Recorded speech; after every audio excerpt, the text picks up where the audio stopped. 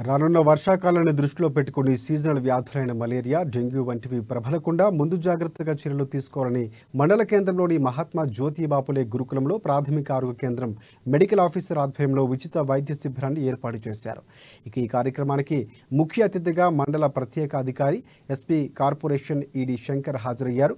ఈ సందర్భంగా medical officer Vamsikrishna విద్యార్థులకు వైద్య పరీక్షలు నిర్వహించారు. వ్యక్తిగత పరిశుభ్రతతో పాటు పరిసరాలు కూడా పరిశుభ్రంగా ఉంచుకోవాలని ప్రత్యేక అధికారి శంకర్ విద్యార్థులకు సూచించారు. ఆరోగ్యమే మహాభాగ్యమని పేర్కొన్నారు. విద్యార్థులందరూ ఆరోగ్యంగా ఉంటూ బాగా చదువుకోవాలని సూచించారు.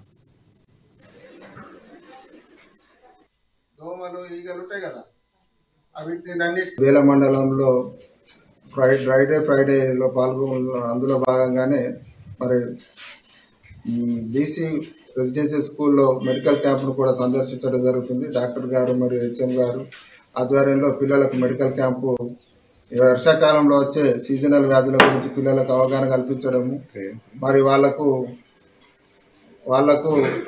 ఎట్లా ఈ వర్షాకాలంలో ఈ 4 నెలలు వాళ్ళ ఆరోగ్యాన్ని వాళ్ళు రక్షించుకుంటూ మరి డాక్టర్ పర్యవేక్షణలో వాళ్ళు ట్రీట్మెంట్ తీసుకుంటూ మరి వాళ్ళ చదువులు పురోగతి సాధించడానికి కొరకు ఈరోజు స్కూల్లో వాళ్ళకు అవగాహన కల్పించడం జరిగింది.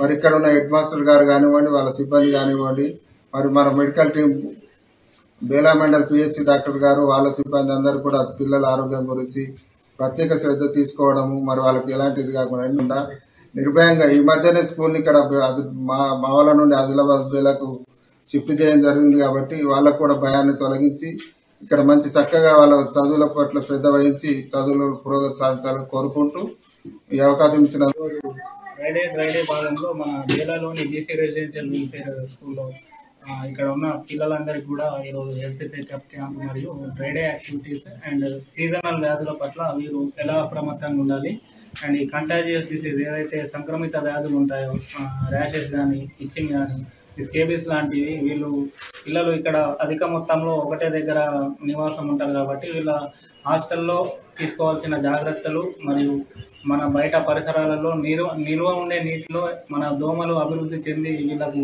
డెంగ్యూ కానీ ఇతర మలేరియా వ్యాధికి కారకులు ఇవి వ్యాపిస్తుంటాయి. కాబట్టి వాటిని కూడా మనము మన పరిసరాల